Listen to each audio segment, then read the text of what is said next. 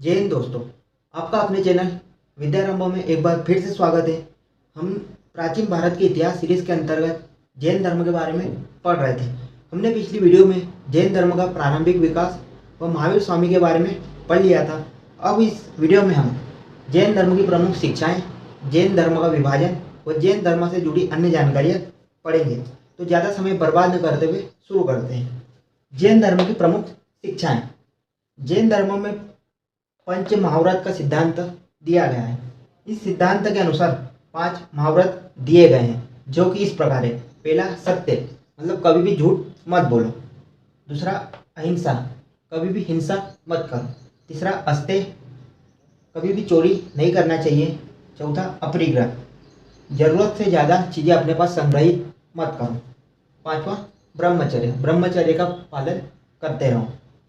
जो शुरुआत के 4 महाव्रत है, यह जैन धर्म के 23वें गुरु पार्श्वनाथ जी ने दिए हैं। वह अंतिम का जो 5वां महाव्रत है, यह महावीर स्वामी द्वारा दिया गया है। ब्रह्मचर्य का पालन करना श्रावक श्राविका के लिए आवश्यक नहीं था। त्रिरत्न, जैन धर्म में त्रिरत्न का सिद्धांत शिक्षा दी गई है, जो कि इस प्रकार है। सम्यक ज्ञान, मतलब सही गलत पहचानना। सम्यक श्रद्धा, सही आस्था रखना, श्रद्धा रखना। सम्यक आचरण, अच्छा व्यवहार रखना। इन 3 रत्नों का पालन करने से व्यक्ति इस जन्म के प्रभाव से मुक्त हो जाता है, जिसे सवर कहा जाता है। और इनका नियमित रूप से पालन करने से व्यक्ति के फिर पिछले जन्म के प्रभाव भी रुक जाते हैं, जिसे निर्जरा कहा जाता है। जब व्यक्ति इनके प्रभाव से मुक्त हो जाता है, जब व्यक्ति जीवन मृत्यु के चक्र से मुक्त हो जाता है, उसके बाद वो 4 चीज़ें प्राप्त कर लेता है, जिन्हें अनंत चतुष्टय कहा जाता है। और वह 4 चीज़ें इस प्रकार है: अनंत ज्ञान, अनंत सुख, अनंत दर्शन और अनंत वीर्य। व्यक्ति जीवन मृत्यु के चक्र से मुक्त होने के बाद इन चारों चीज़ों को प्राप्त कर लेता है। स्याद्वाद, शब्दभंगीवाद, अनेकांतवाद का सिद्धांत, यह जैन धर्म का दार्शनिक सिद्धांत है। इसके अनुसार व्यक्ति 7 प्रकार से सोचता है: नहीं है और नहीं है, नहीं हो सकता। 5वां, है लेकिन नहीं हो सकता। 6वां, नहीं है और नहीं हो सकता। 7वां, है, नहीं है और नहीं हो सकता।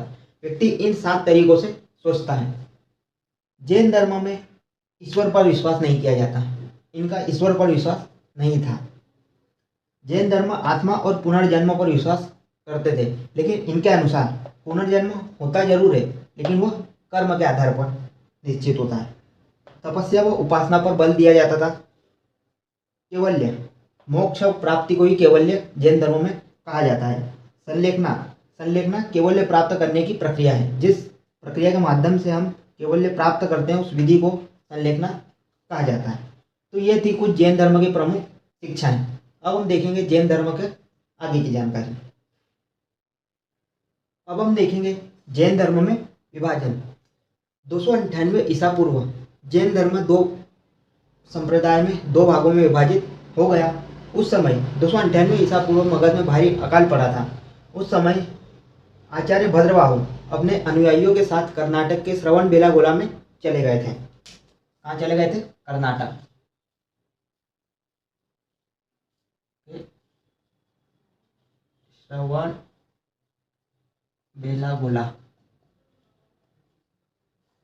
श्रवणबेलागोला में चले गए थे। वो आचार्य स्थूलभद्र अपने अनुयायियों के साथ उसी जगह रुके हुए थे। जब कुछ समय बाद ये वापस लौटे तो जैन धर्म 2 भागों में बढ़ गया। एक था श्वेतांबर और दूसरा था दिगंबर। श्वेतांबर स्थूलभद्र के नेतृत्व में था, जो श्वेत वस्त्र धारण करते थे। वह दिगंबर भद्रबाहु के नेतृत्व में था, जो बिना वस्त्र के रहते थे। अब देखेंगे हम श्वेतांबर व दिगंबर में क्या अंतर है। श्वेतांबर वस्त्र त्याग आवश्यक नहीं समझते थे, लेकिन दिगंबर के अनुसार वस्त्र त्याग आवश्यक है। श्वेतांबर महावीर स्वामी को विवाहित मानते थे, जबकि दिगंबर के अनुसार महावीर स्वामी अविवाहित थे। श्वेतांबर मूर्ति के रूप में महावीर स्वामी की पूजा करते हैं, जबकि ये मूर्ति पूजा के विरोधी थे। श्वेतांबर के अनुसार 19वें तीर्थंकर मल्लीनाथ महिला थे और दिगंबर के अनुसार मल्लीनाथ पुरुष ही थे।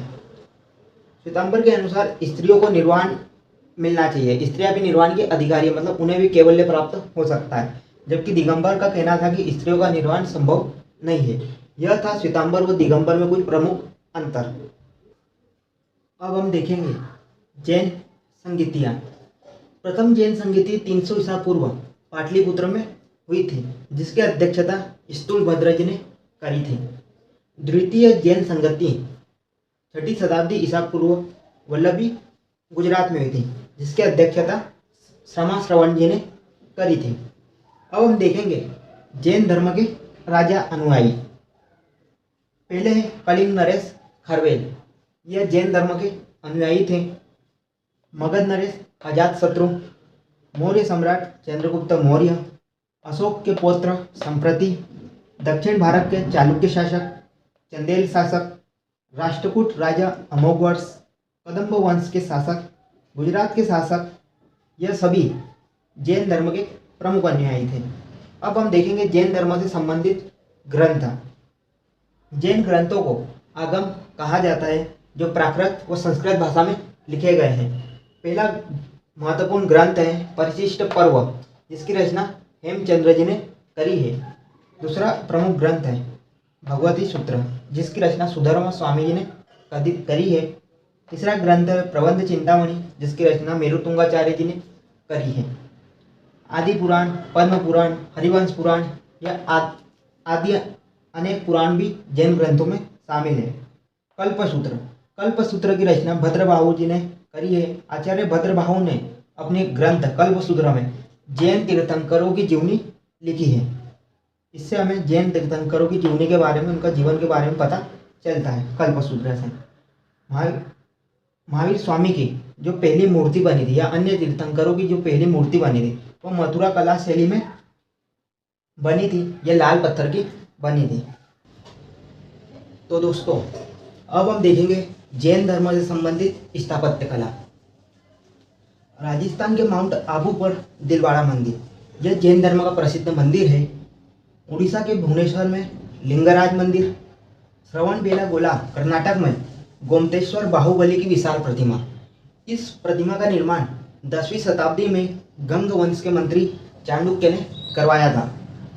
खजुराहो में आदिनाथ पार्श्वनाथ के मंदिर, 52 गजा में आदिनाथ ऋषभ देव की मूर्ति, दतिया में सोनगिरी, बैतूल में मुक्तागिरी, विदिशा में उदयगिरी, खरगोन के ऊन में पावागिरी, देवास में पुष्पगिरी, औरंगाबाद में एलोरा की गुफाएं। ये थी जैन धर्म से प्रमुख स्थापत्य कला। अब हम देखेंगे जैन धर्म के पतन के कारण। जैन धर्म पूर्ण तरीके से पतन की ओर नहीं गया। जैन धर्म का पूर्ण तरीके से पतन नहीं हुआ, क्योंकि वर्तमान समय में भी जैन धर्म विद्यमान है, परंतु जैन धर्म आने वाली शताब्दियों में, उसके बाद के कालों में कम हो गया था। इसके प्रमुख कारण थे अहिंसा पर अत्यधिक बल। जैन धर्म में अहिंसा पर अत्यधिक बल दिया जाता था। प्रचार प्रसार का अभाव। आने वाली शताब्दियों में, बाद की शताब्दियों में जैन धर्म का प्रचार प्रसार कम हो गया था। जैन धर्म का विभाजन, बाद में जैन धर्म श्वेतांबर और दिगंबर में विभाजित हो गया था। राज आश्रय का अभाव। महावीर स्वामी वो उनके बाद कुछ शताब्दियों तक जैन धर्म को राज आश्रय प्राप्त था, लेकिन उसके बाद राज आश्रय का अभाव हो गया। भाषा का प्रयोग। जैन धर्म प्राकृत भाषा व संस्कृत भाषा का प्रयोग करते थे, लेकिन बाद के जैन अनुयायियों ने संस्कृत भाषा का प्रयोग किया, जो आम जनों की समझ से परे थी। अधिक कठोर व अव्यवहारिक सिद्धांत। इसके जो सिद्धांत थे वो अत्यधिक कठोर थे, इस कारण भी जैन धर्म पतन की ओर उन्मुख हुआ। तो दोस्तों, आपको ये वीडियो कैसी लगी ये कमेंट में बताएं। वीडियो को लाइक करें और चैनल को सब्सक्राइब करना ना भूलें। वीडियो को ज़्यादा से ज़्यादा शेयर करें ताकि इसका फायदा कोई और भी उठा सके। धन्यवाद। जय हिंद, जय भारत। मिलते हैं फिर अगली वीडियो में।